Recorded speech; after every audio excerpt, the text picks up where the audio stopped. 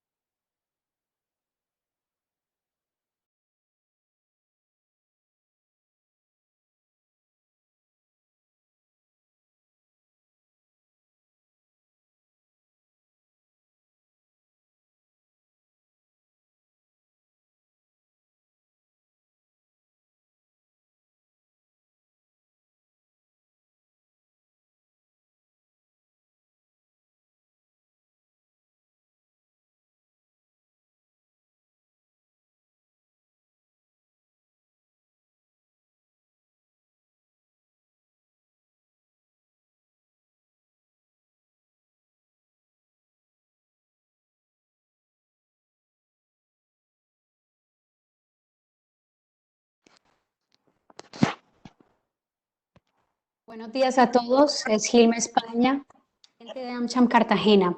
En nombre de las oficinas de AmCham Colombia, Bogotá, Antioquia, Caldas, Atlántico, Suroccidente y Bolívar, les damos la bienvenida a todos nuestros afiliados conectados que nos acompañan el día de hoy. Agradecimientos especiales a Meaning Group y Headhunters International por su apoyo el día de hoy. Y bueno, hoy estaremos tratando un tema un poco distinto a lo que hemos venido tratando en nuestros webinars, pero igualmente importante en este momento de coyuntura. Nos acompaña Efren Martínez, PhD en Psicología, máster en Alta Dirección de Recursos Humanos y uno de los principales expositores del pensamiento de Viktor Frankl. Actualmente es presidente de Meaning y docente universitario. Efren, muchas gracias por tu tiempo y bienvenido. Sí, Gilma, muy buenos días. Muy buenos días para todos. Muchas gracias a la organización por esta invitación. Les voy a pedir rápidamente que vía chat me corroboren si me escuchan bien, por favor.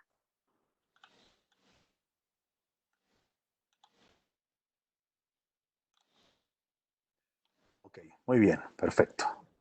Entonces, vamos adelante a iniciar.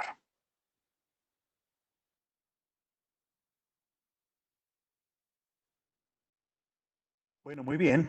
Estamos en épocas complejas y más o menos inesperadas.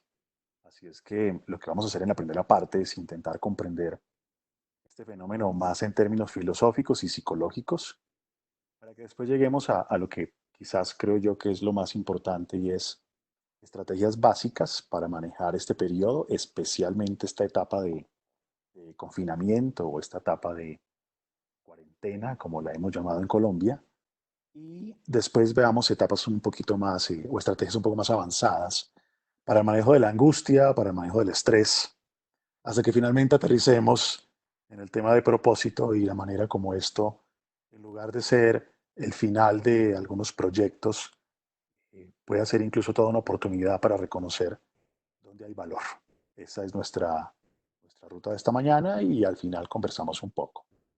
Eh, para que tengamos cierta fluidez dentro de lo que estamos haciendo, si quieren vía chat colocar algunas inquietudes que vayan surgiendo por el camino, lo pueden hacer y así de esta forma yo las iré incluyendo dentro del transcurso de la conversación.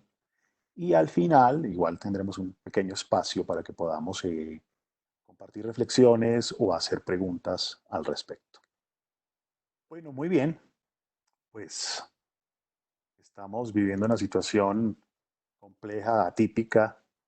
Nosotros siempre somos seres en situación. Entramos en una situación y una vez salimos de ella, entramos a otra. Siempre somos seres situados. Toda la vida se nos pasa de situación en situación.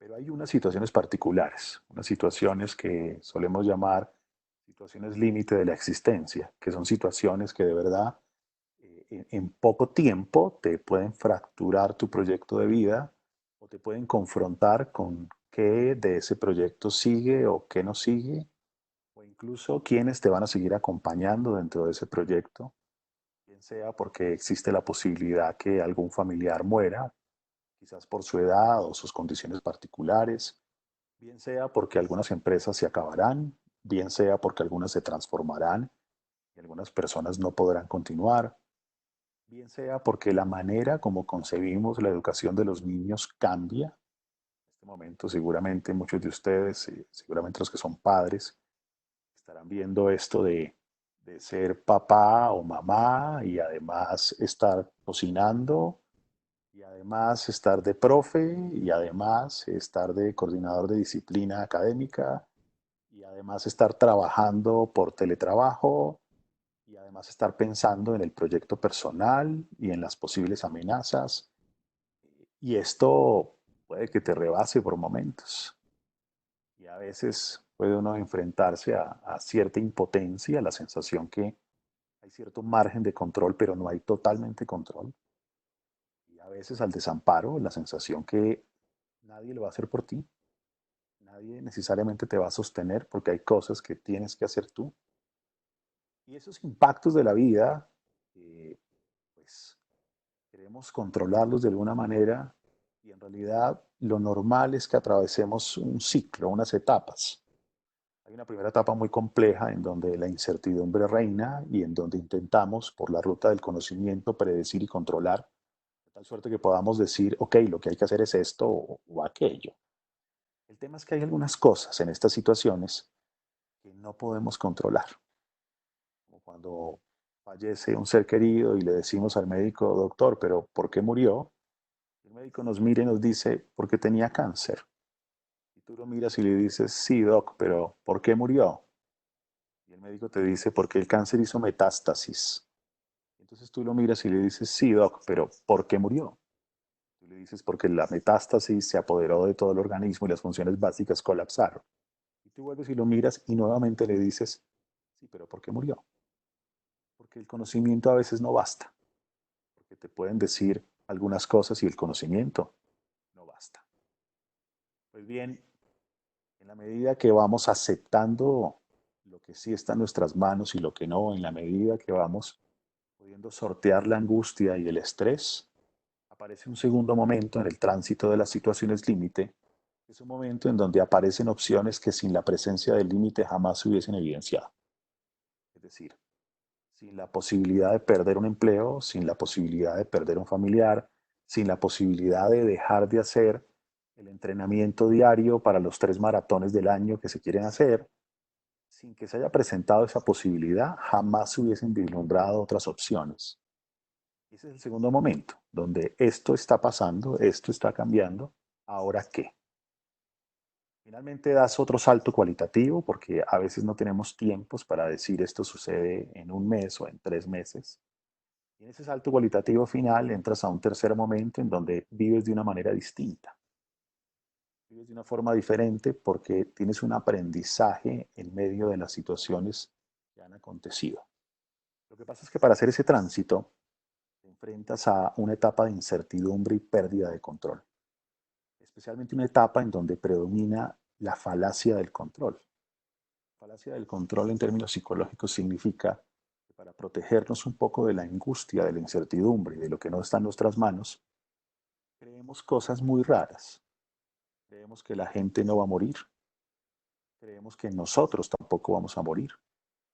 Creemos que el amor no se puede acabar nunca. Creemos que las cosas son estables, duraderas y eternas. Y esa falacia de control nos permite mantener cierta estabilidad. Pero no es verdad. No es verdad. Las cosas sí cambian, los amores se agotan, los hijos se van, la gente muere. Y no es un tema de pesimismo. También hay cosas maravillosas en la vida. Pero en realidad hay cosas que son crudas y que son ciertas. Y cuando percibimos que estas amenazas quizás superen nuestros recursos para poder gestionarlas, pues aparece el estrés. Tú puedes tener cualquier amenaza en la vida, una amenaza económica, una amenaza familiar, una enfermedad, lo que sea. Pero si tú percibes que tienes los recursos suficientes para gestionar dicha amenaza, en realidad tu estrés es muy bajito. El asunto es que nadie está preparado para una pandemia. Nadie está preparado para una situación de estas. Nadie la ha vivido. Luego es posible que los recursos personales sean excesivos, perdón, sean limitados para poder manejar una amenaza que es excesiva. Y entonces surge la angustia. Angustia viene de anjo. Anjo significa asfixia. Por eso hay angostura, angostamiento. Angustia viene de que se estrecha el proyecto de vida. Se te estrecha un proyecto. Sientes la angustia de un futuro económico que puede ser incierto o sientes la angustia de mamá que tiene 85 años y tiene presión arterial alta y es diabética y tiene sobrepeso. Tienes la angustia de cosas que quizás podrían acabarse o que podrían eh, ser distintas, transformarse, pero la transformación igual implica que hay cosas que nunca son igual o que dejan de ser.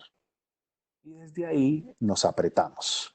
En la medida que más te aprietes, en la medida que más estrés tengas, pues vas a sortear con una serie de síntomas que se le van a sumar a la realidad que ya tienes.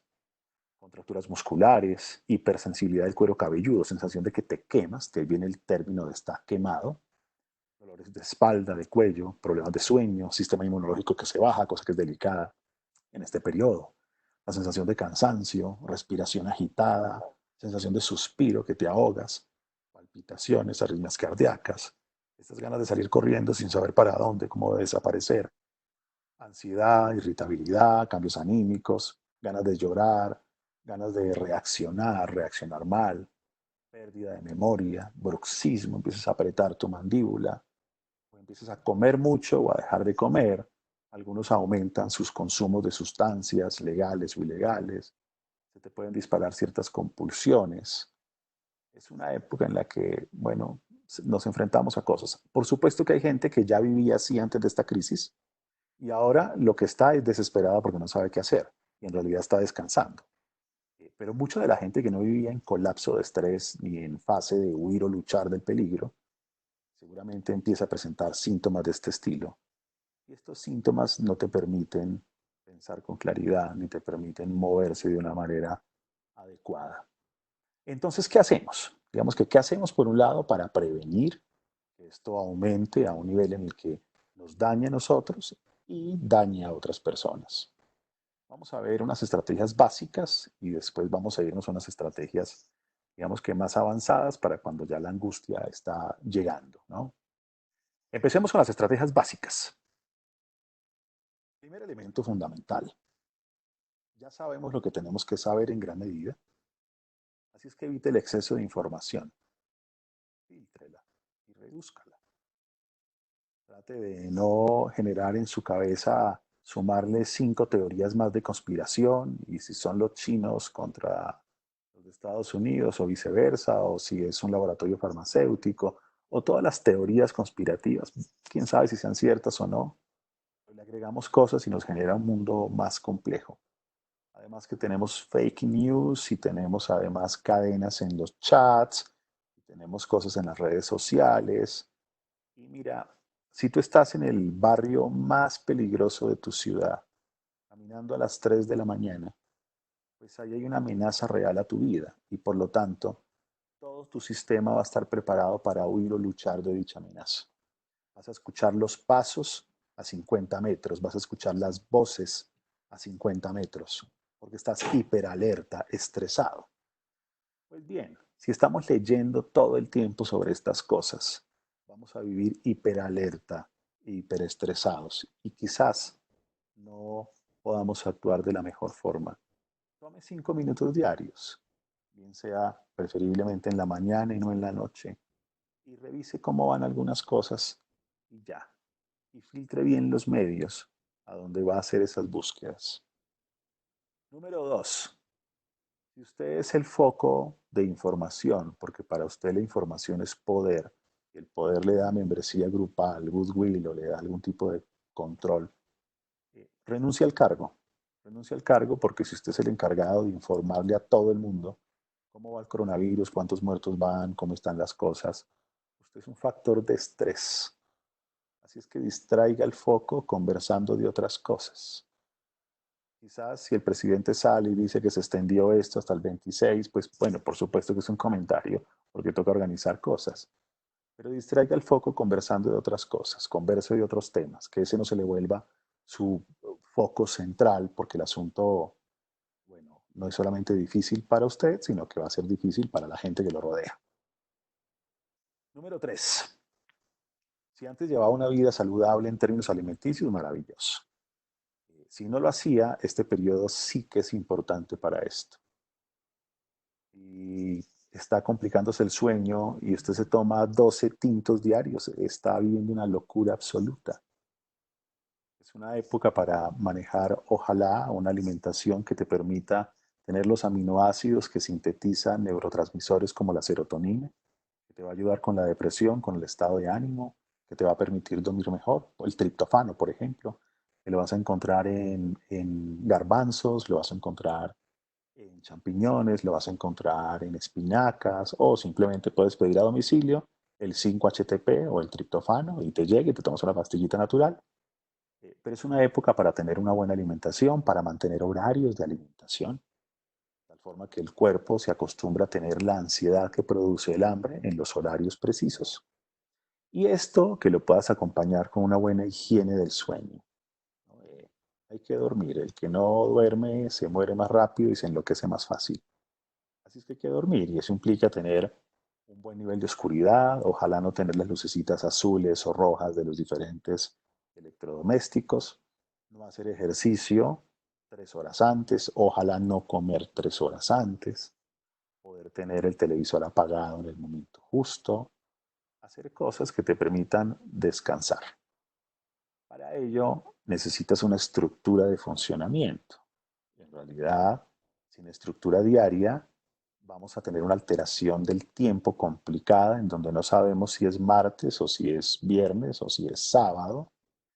Quizás algunos lo experimentamos la primera semana del confinamiento, que terminamos trabajando incluso muchísimo más que otros días, como intentando salvar todo y transformar todo en un exceso súper complicado y aún así teniendo la sensación que no hicimos nada y que desperdiciamos el día. Así es que estructúrelo. Y en esa estructurada meta cosas claves.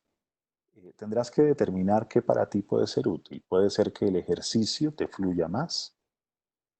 Tal vez no puedas hacer el ejercicio que hacías, como montar bicicleta o salir a trotar, pero habrá que ver qué se puede hacer. Si el ejercicio cardiovascular no es algo que te funcione en el sentido de que para ti es complejo, pues quizás la meditación, quizás el mindfulness, quizás el yoga, pero hay ciertas herramientas, hay tutoriales en internet, hay apps, hay cosas que te van a permitir a ti poner en marcha esto y hay que meterlo dentro de los horarios. Ahora que te ahorras el tiempo de transporte de los tráficos y de desplazamiento, seguramente no tendrás ya esta excusa de no hay tiempo. Séptimo, pues algo que suena como tan sencillo, pero la verdad poco lo hacemos. Respire. La cultura sanatán en la India tiene un dicho y es que plantea que todos al nacer nacemos con una cantidad de respiraciones que nos son asignadas, de tal suerte que el que respira más rápido se muere más rápido porque se las acaba. El que respira más lento vive más porque le duran más tiempo las respiraciones asignadas. Así es que cuando haces ejercicio, puede que se te acelere un poquito la respiración, pero después se lentifica a lo largo del día. Cuando meditas, cuando haces yoga, vas a poder respirar de una forma lenta y profunda. Normalmente, si tú sacas 5 minutos nada más, cada 2 horas, cada 4 horas, pero lo vuelves una práctica, inspiras hasta 8, hasta 10, hasta donde te dé, y después botas en proporción 1.5. Si respiras hasta 8, botas hasta 12. Si respiras hasta 10, botas hasta 15. Tal vez tenga que tu celular tener una alarma que suene cada 2, 3 horas, cada 4 horas. Y en ese momento paras lo que estás haciendo y haces tu respiración. Y entonces el estrés, la ansiedad va a tener una disminución importante. Octavo, mantenga la conexión social, por supuesto, como nos toca ahora, que es de forma virtual. Haga la reunión familiar por Zoom todos los días, haga la llamada correspondiente, mande el mensaje de voz, mantenga la conexión social. Es una época en donde es importante mantenernos juntos a pesar de la distancia física. Y noveno, uno de los puntos tal vez más importantes, diviértase. Diviértase. Saque un tiempo, si tiene que hacerlo por horario, pero diviértase. Es un periodo de flexibilidad, no de pérdida de rigurosidad, porque hay una diferencia entre ser rígido y ser riguroso. Cuando eres riguroso, cumples los protocolos, cuando eres riguroso, tienes en cuenta los procedimientos, pero hay cosas que a veces están por encima de ciertos órdenes. Así es que hay que divertirse. Quizás llegó el momento de hacer la añorada guerra de salsa de tomate en casa, o la guerra de arroces, o la guerra de cosquillas o almohadazos. Hay demasiado estrés y necesitamos liberarlo y la risa es absolutamente necesaria en un periodo de estos. Por más que la realidad pueda ser para algunos quizás difícil, nefasta o lo que sea, pero es un momento interesante en donde la diversión tiene que estar aquí. Ahora, si además de estas estrategias básicas, por temas personales, por temas de su realidad particular, esto se está complicando muchísimo más. Quizás su relación de pareja ahora esté peor que nunca debido a tanta convivencia. Quizás la relación con sus papás, a quienes ayudabas y económicamente se está complicando. Quizás la salud, lo que sea. Si por temas personales esto es mucho más fuerte, pues bien, vamos a ver algunas estrategias un poco más profundas, aparte de la estructura diaria de esto que les acabo de plantear, y que nos van a ayudar a poder tener algo de tranquilidad, de paz, nos van a ayudar a manejar mejor este periodo. Normalmente, si te sientes amenazado por algo, cualquier ser vivo, unicelular o pluricelular, una ameba, un venado, una persona, cuando se siente amenazada, tiene una respuesta natural de huida o de lucha. Una ameba, antes de ser infiltrada, se contrae, huye, ¿no? Un venado ve un león y corre. Pero si el león está encima, lucha y le da inocentemente unos golpecitos. Y cuando ya uno no puede ni huir ni luchar, pues le pone el cuellito el venado al león. Ahí nos hacemos los muertos, nos entregamos.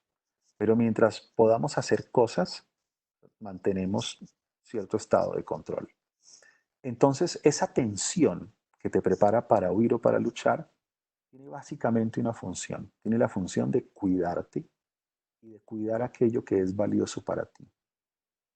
Si en realidad no te importara el bienestar de tus hijos, no te pondrías tenso con cosas que ellos hacen. Si en realidad no te interesara conservar tu trabajo porque el trabajo para ti no es valioso, no te pondrías tenso. La tensión te indica a ti dónde está puesto lo valioso. Así es que entre más nos peleemos con la tensión, más agregamos tensión, porque la tensión tiene una función y por eso existe. Así es que si son las 2 de la tarde o las 4 y estás colapsando, uno de esos días donde sientes que vas a colapsar, los niños gritan, en el trabajo la cosa está tensa, se cayó internet, te cancelaron cosas y estás literalmente en pánico.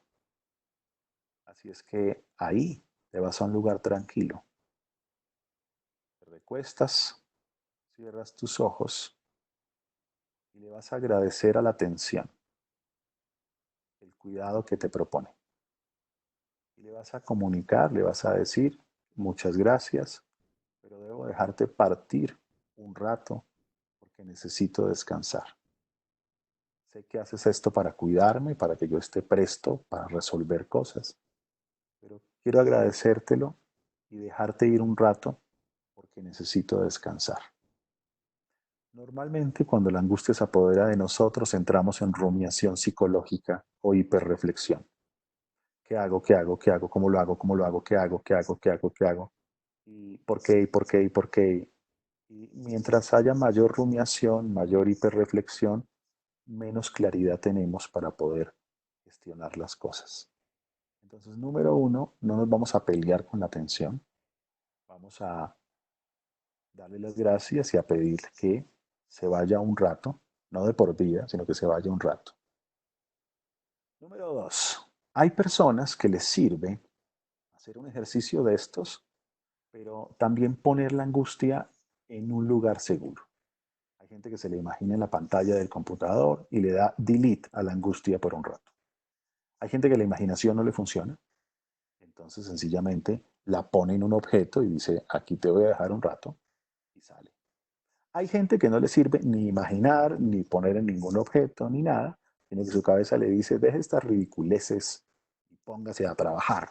Bueno, esa gente lo que necesita es poder descargar la angustia en términos físicos, porque de esa manera puede sentir un cambio más poderoso. Entonces, o se sube a la elíptica, o se sube a la bicicleta, o se pega una ducha de agua fría, o se come algo con mucho picante que lo descentre porque físicamente le genera cosas, o vaya a agarrar dos hielos y cuando le empieza a doler la mano los suelta y vuelve y los agarra para que físicamente hayan cambios.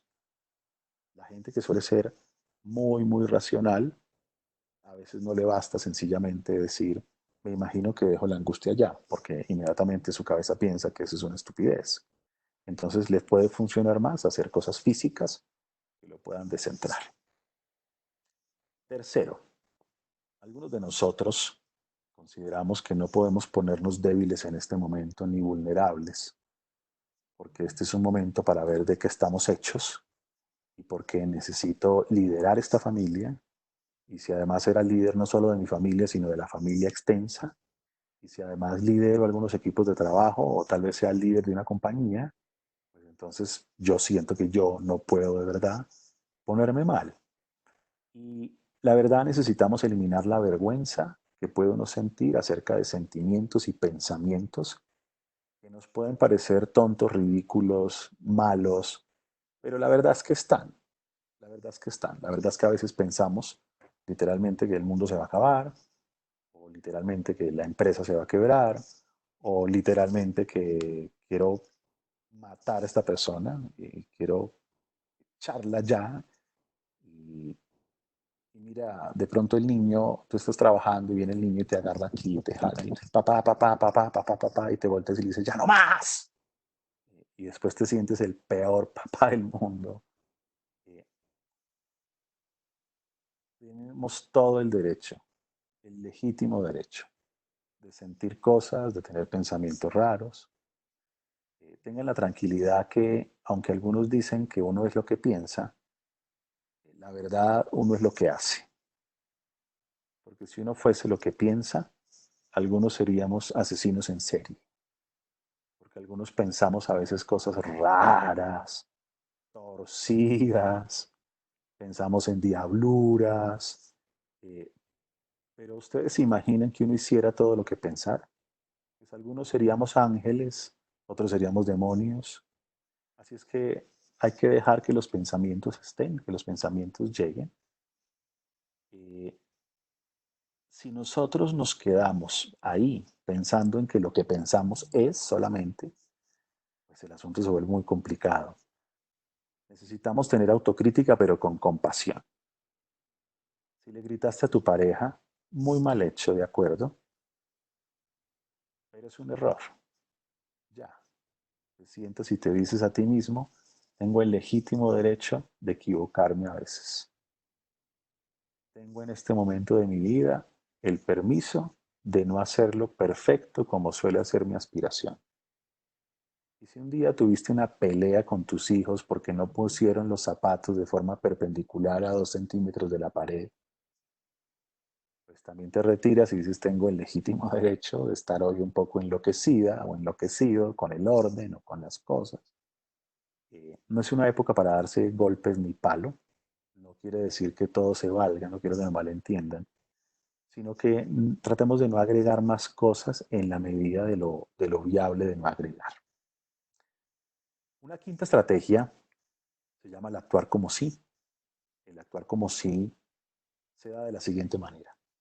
Muy seguramente todos ustedes han tenido momentos de sabiduría, literal, donde han dado una opinión sabia, donde han tomado una decisión laboral sabia, donde le han dado un consejo a alguien sabio. Muchos de ustedes seguramente han tenido momentos de autotrascendencia, momentos de solidaridad, de generosidad, y tienen en su cabeza durante los últimos 20, 30 años, 40 años, qué sé yo, claridad acerca de esos momentos. Entonces, usted va a construir un rol de las características de su mejor versión en momentos complejos. ¿Cuál es su mejor versión en momentos complejos? ¿Cómo es su liderazgo en momentos complejos? ¿Cómo es? ¿Cuáles son las características?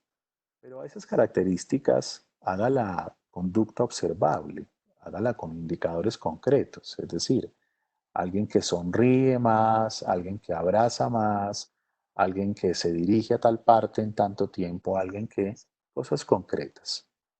Y ese rol que proviene de su mejor versión, que seguramente ha sido expresada en diferentes momentos de la vida, que solamente usted sabe cómo siente su pecho, cómo se pone su rostro, cómo se pone su tono de voz, ese rol es el actuar como sí. Y el actuar como sí consiste en que usted coloca su celular, una alarma cada 2 horas. Apenas suena esa alarma, usted se pregunta, ¿estoy actuando como mi mejor versión? Si la respuesta es no, ahora tiene la oportunidad maravillosa de las siguientes 2 horas.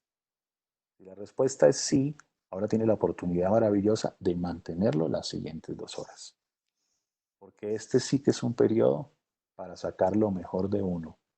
Ojalá uno viviera toda la vida con lo mejor de uno, pero bueno, no es tan sencillo.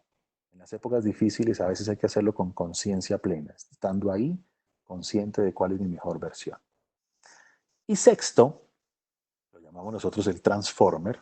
El transformer es que usted se sienta en calma y después de sentarse ahí, va a recordar todo ese actuar como si, las épocas donde usted ha sido sabio, o las épocas donde ha sido generoso. Y la idea es que recuerde su sensación física, su sensación de sonrisa, la forma como mira, si es una mirada dura, fría o es una mirada compasiva. Y va a hacer memoria de eso y se va a preparar para que después de ese espacio de 5, 8, 10 minutos que se tome, para que decida transformarse en ese momento, en esa mejor versión y salir a cumplir su actuar como sí durante las siguientes 2 horas. Dentro de todo este proceso, pues hay un tema que tiene que ver más con la sabiduría que a veces no se puede medir. Digamos que tú puedes medir la experiencia galvánica, tú puedes medir la reacción de la piel ante el estrés y realmente ver si la respiración funciona o no funciona y empíricamente puedes medirlo y tener datos. Perfecto. También puedes medir realmente si cumples ciertos indicadores y tener un test acerca de tu nivel de ansiedad y angustia. Está perfecto. Sin embargo, hay algunas cosas que no tienen siempre toda la evidencia empírica, sino que tienen algo que podríamos llamar una sabiduría del sufrimiento, una evidencias existenciales, por decirlo así, y que van a sumar muy bien en esta etapa. Vamos a hablar alrededor de 5 de ellas y después charlamos un poco y conversamos acerca de todas estas ideas. La primera es que el sufrimiento tiene un poder increíble para ubicarte existencialmente. El sufrimiento a veces te sacude y te dice, oye, espera. Tú decías que lo más valioso que había en el mundo y lo que más añoraba era tener tiempo con tu hijo. Ok, miremos si eso es verdad. Quizás querías un poco más de tiempo, pero no tanto tiempo como decías. Suene como suene. Tú decías de verdad que lo más importante y lo que le daba propósito a tu vida era tu trabajo y ahora no estás logrando hacer algunas cosas y en realidad no era tan cierto. Te ubica existencialmente. Si para ti lo más valioso en la vida era el ejercicio y tu esposa pensaba que tu amante era la bicicleta o que tu amante era el golf y tenía serios problemas con el golf o serios problemas con la bicicleta, pues ahora no puedes jugar golf, ahora no puedes montar bicicleta y ahora estás en otro lugar. Te ubica, te cambia de lugar, te cambia de escenario. A veces te ubica con cosas duras, porque a veces uno dice, "¿Y qué hago? Yo cumplí años y era mi cumpleaños más importante y la vida es lo peor porque ahora que cumplo 50 y se me dañó, pues sí, pues sí. Y teníamos este viaje a Europa que habíamos soñado y ahora el 80% de las aerolíneas quizás se quiebren. Pues sí, no vas a ir en julio a Europa. ¿Y qué hago si no le puedo pagar la pensión a mis hijos en este colegio tan importante y que yo he deseado que se gradúen de este colegio? Y si se daña el tema económico, no vas, pues los cambias a otro colegio. Te ubica existencialmente. Te ubica. Te dice, eres una hormiga negra encima de una piedra negra en una noche oscura, haciendo la tarea que te corresponde. Quizás tengas que entregar el carnet VIP, quizás tengas que simplemente posponerlo un tiempo y te ubica, te reorganiza lo valioso. Y esto te genera algo que se llama conciencia de límite. La conciencia de límite es uno de los regalos más poderosos que trae el sufrimiento. La conciencia de límite se divide en 3 cosas. Número 1, en el saber. La conciencia del límite te dice, mira, no puedes saberlo todo, ni puedes predecirlo todo, solo puedes predecir lo que puedes predecir o inferir con ciertos datos. Y aún así no hay certeza absoluta, pero no puedes saberlo todo. No eres omniconsciente ni omnisapiente, no tienes siempre la última palabra, no podemos saberlo todo. Segundo, la conciencia del límite te dice, tampoco puedes hacerlo todo. El día tiene 24 horas, la semana tiene 7 días, puedes llorar si quieres, pero no tiene más. Son 24 horas y 7 días. Y eso es lo que hay. Y no puedes hacer 28 cosas hoy, puedes hacer 15, pero no 28. Tercero, bueno, también te recuerda que no eres omnipotente, ¿no? Por eso es que no puedes hacerlo todo. Tercero, la conciencia del límite te va a decir, tampoco puedes tenerlo todo. Porque a veces en la vida uno dice, yo quisiera que mi hijo fuera alto, rubio, violinista, golfista, el mejor de la clase. Chiquito, gordito, amarillito y va perdiendo el año. ¿No? Y ese es el que hay que querer. ¿Por qué quiere querer uno el hijo del vecino? Tiene que querer ese. ¿No? La conciencia del límite te dice, no puedes tenerlo todo. Pero ¿por qué se me acabó el matrimonio? Porque los matrimonios se acaban. Pero si yo era una buena mujer, a esas también las dejan. ¿No? Y las empresas también se pueden quebrar y la gente también se puede morir. Y los negocios a veces no salen como uno espera. Y muchas otras veces sí. Pero lo claro es que todo, no podemos tenerlo todo en la vida. Entonces la conciencia del límite te mira a los ojos y te dice, mira, acepto humildemente que no puedes saberlo todo, ni hacerlo todo, ni tenerlo todo, pero tampoco asumas esto como un llamado a la mediocridad. Puedes hacer todo lo que puedes hacer, pero no más que eso. Y puedes saber todo lo que puedas saber, pero no más que eso. Y puedes tener todo lo viable, pero no lo inviable. El sufrimiento te da ese regalo. El sufrimiento también tiene algo interesante y es la prestación. La prestación quiere decir que eh, dificultades que estás teniendo en tu empresa las están teniendo otros empresarios. Dificultades que están teniendo en tu departamento las están teniendo otros directores de departamento. Y compartir la manera como gestionas tus riesgos, tus sufrimientos, es una manera muy poderosa de darle sentido a la dificultad. En la medida que algunos sufrientes, por llamarlos de alguna manera, comparten con otros la manera como han gestionado esto, su propio sufrimiento o dificultad adquiere un sentido. Por eso los foros de empresarios, las asociaciones, los gremios, esto que están haciendo ustedes, toma un valor importante porque es algo en donde podemos contarle a otros la manera como estamos haciendo nosotros las cosas. El sufrimiento también pues implica madurez. Madurez quiere decir que de pronto uno pensaba que si no podía volver a trotar y a ir a maratones, su vida se acababa. Y no, sigues vivo. De pronto pensabas que si dejabas, no podías comer esto orgánico que comías siempre, pues tu vida no tendría futuro y pues aquí estás en el futuro y no puedes comer eso. Eh, Sigues vivo. Y crecimiento porque lamentablemente no es la última dificultad que tendremos. Lo que pasa es que seguramente estemos más habilitados para otro tipo de dificultades que vendrán en el futuro porque digamos que la vida está llena de glorias, pero también está llena de momentos complejos. Y este tipo de etapas nos sacan cierto callito para poder gestionar mejor otras dificultades. Cuarto, el sufrimiento te ablanda.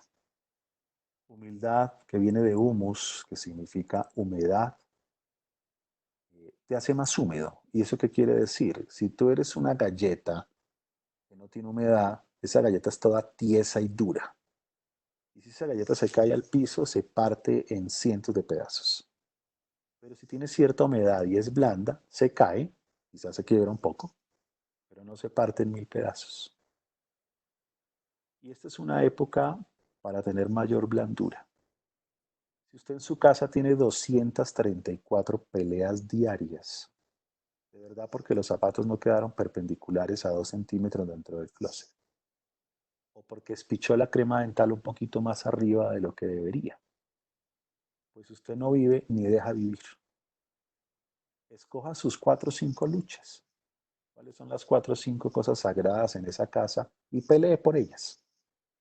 pero no 234, para tener la casa perfecta, la familia perfecta. Esta es una época en donde hay que tener una barriguita caliente donde uno se pueda recostar y no una barriga de metal frío que uno siente que se puede cortar. Es una época de hoguera, de hogar, hoguera, calorcito, ¿no? Un centro donde sientes cierta comodidad y alivio en momentos de dureza, frialdad o de dificultad. Y quinto, una de las ventajas del sufrimiento en medio de lo horrible que sea, pues no es que uno tenga que andar por la vida buscando sufrimientos, básicamente porque el sufrimiento lo va a buscar a uno igual, entonces ¿para qué lo busca uno? Eh, el propósito, el propósito, ¿no? Eh, hace transparente lo valioso el sufrimiento. Te dice dónde lo tenías puesto. Quizás para reafirmarlo y decir, claro que sí, si es que ahí lo quiero mantener. O quizás para decirte, oye, de verdad no era tan valioso eso. Quizás era un espejismo, porque no todo lo que brilla es oro, ¿no? El propósito implica tres cosas. Uno, poder conectar el corazón y la cabeza a personas, acciones, circunstancias y objetos valiosos. Cuando digo que conectar el corazón, me refiero a que lo que le da sentido a la vida te emociona, te dice, estás vivo, te hace sentir que corre sangre por tus venas, te permite realmente tener una resonancia afectiva. Pero también te dice en tu cabeza que eso es valioso. No solamente el corazón, porque a uno lo emocionan un poco de barbaridades también a veces. Eso no quiere decir que eso llene la vida de propósito. Es corazón y cabeza. Me emociona y sé que es bueno para mí. Y eso que te emociona y sabes que es bueno para ti, lo encuentras en estar conectado a personas, acciones, circunstancias y objetos. Si tú dices que tu hijo es valioso para ti y que tu hijo le da sentido a tu vida, es porque ahí te emociona y sabes que es bueno, ¿no? Si tienes tú una única persona valiosa en tu vida, que es tu pareja, pues pobrecita, porque la vas a tener ahí, que no se te vaya a escapar, que no se te vaya a ir, ¿no? Tienes que diversificar el valor.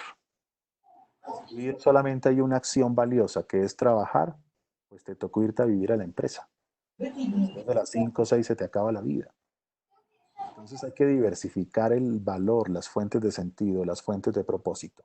Y esta crisis es una maravilla para la diversificación, porque ahora tienes que reinventar cosas, no solamente a nivel laboral, a nivel familiar, a nivel personal, tienes que ver diferentes fuentes de sentido y enriquecer aquellos caminos que dotaban la vida de algo de valor. Ese es el punto número uno, conectar el corazón y la cabeza a personas, acciones, circunstancias y objetos valiosos. ¿Y cómo Objetos te valiosos suena un poquito, creo que hay una interferencia de audio. Creo que hay algunas personas con el audio abierto. Bien. Eh, personas, acciones, circunstancias y objetos valiosos. Estos objetos valiosos puede sonar un poco light. eh, ¿Y qué? Es decir, hay que pensar en lo siguiente. Quizás tenías una sala hermosa, hermosa, y no dejabas que tus hijos se sentaran en la sala porque la ensuciaban. O un comedor hermoso que era para las visitas, tocaba comer en la cocina. Y resulta que a tu casa ni visitas iban, ¿no? Eh, quizás deban comer en el comedor hoy, quizás haya que acostarse en la sala, porque es una época para valorar lo que se tiene, para usar las cosas. Las personas no las podemos usar, pero las cosas sí. Conectar el corazón y la cabeza a personas, acciones, circunstancias, objetos valiosos. Número dos, el sentido o el propósito atrae, por eso brinda dirección. Es un algo allá que me llama, que me jala. Es algo que está allá y me atrae. No te empuja. Me explico. Tú puedes ver a alguien corriendo por la calle y tú dices va persiguiendo lo valioso en su vida. El de al lado dice no señor, va huyendo de lo que teme. La conducta objetiva es la misma. pero no es lo mismo. Se corre distinto. En otros términos, trabajabas 14 horas porque tu compañía tiene un propósito que te atrae lo suficiente o porque tienes mucho miedo a equivocarte, fracasar, errar. Porque se ve igual, pero no es igual. Tienes tu ropa por colores en degradé a 2 dedos de distancia cada prenda, porque las palabras eficacia y eficiencia te excitan un montón, o en realidad porque lo estético te atrae. Es decir, tienes un trastorno obsesivo compulsivo o te gusta el orden, la armonía y la belleza, que es distinto. ¿Eres muy tímido o eres prudente? Se ve igual, pero es distinto. ¿Estás con tu pareja porque hay tantas cosas valiosas en ella que te atraen? ¿O estás con tu pareja porque te empuja la dependencia afectiva? Desde afuera se ve igual, pero no es igual. Entonces, eso del propósito, aparte de conectar el corazón y la cabeza a fuentes de sentido, personas, acciones, circunstancias, objetos, implica que tengas dirección, que hay algo allá que te atrae. Lo haces por lo valioso y no para buscar alivios. Y lo tercero, el propósito es reflexión. Si tú dices, este macroproyecto le da sentido a mi vida, este macroproyecto me atrae, pero no te paras y lo haces, no hay nada que hacer. Si tú dices, cocinar le da sentido a mi vida y cocinar me atrae, pero no te levantas y vas para la cocina, no hay nada que hacer. Nos convertimos en los actos y realizamos el sentido en las acciones. Quiero ponerles un video pequeño para ya ir cerrando y tener unos 10 minuticos de conversación. Es un video que dura 15 segundos. Es de uno de las personas más sabias que conozco. Y va.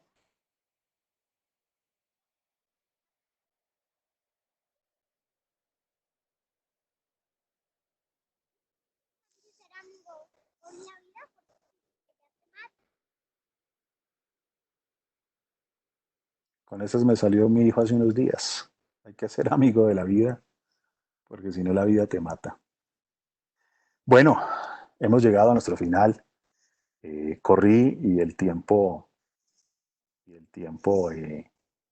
bueno, nos dio para que podamos tener eh, unos minuticos. Me dicen por chat que no se escuchó algunos el video, vamos a repetirlo.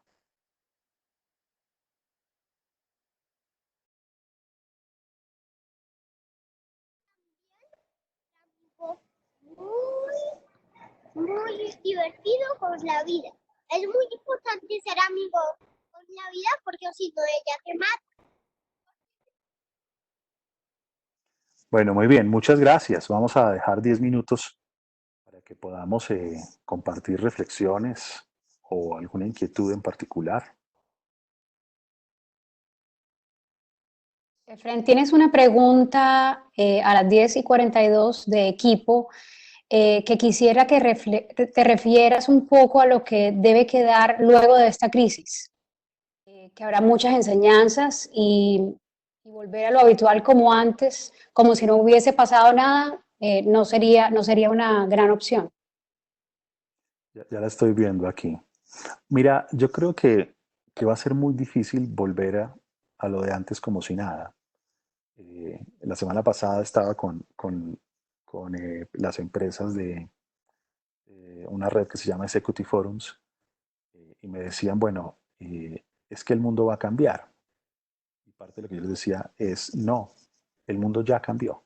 No, no es que no estamos en el futuro, sino que estamos en el presente, ¿no?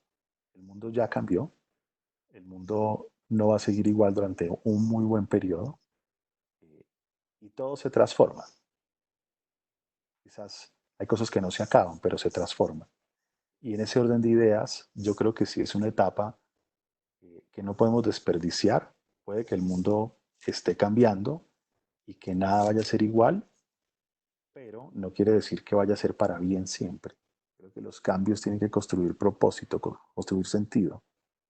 Y en ese orden de ideas creo que vale la pena literalmente sentarnos y tomar decisiones a partir de lo valioso que se ha clarificado en medio de una crisis de esta. Sí sería muy triste, como tú dices en tu pregunta, que el mundo cambie y que tú insistas en mantener ciertas cosas que en realidad no funcionan, ¿no?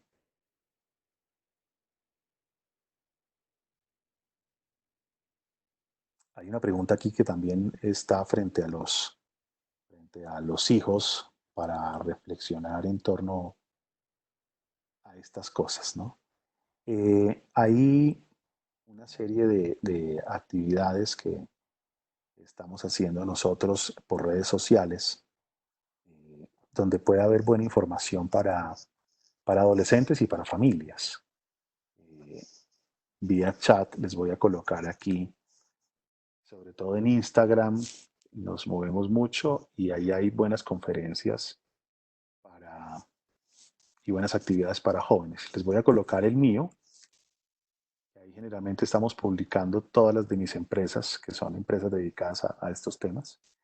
Eh, Mañana incluso hay una muy interesante acerca de cómo manejar el perfeccionismo, el ego y el miedo a la pérdida en esta etapa de transformación. Va a ser a las 10 a.m., así es que están cordialmente invitados. Y ahí colgamos las actividades de las otras organizaciones, muchas de ellas se dedican a temas con adolescentes en particular, para quienes están preguntando.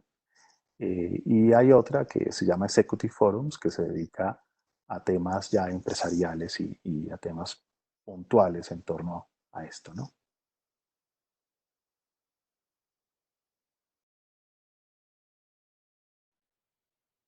Bueno, de nuevo, en nombre de AmCham Colombia y sus regionales, muchísimas gracias a Efrén Martínez y a Headhunters International por su tiempo hoy. Esperamos que este webinar les haya podido servir a todos nuestros afiliados mientras que pasamos esta cuarentena preventiva trabajando desde casa. Feliz Semana Santa, Efrén, muchísimas gracias por todo. A ustedes, felices días. Nos vemos por ahí por las redes. Chao.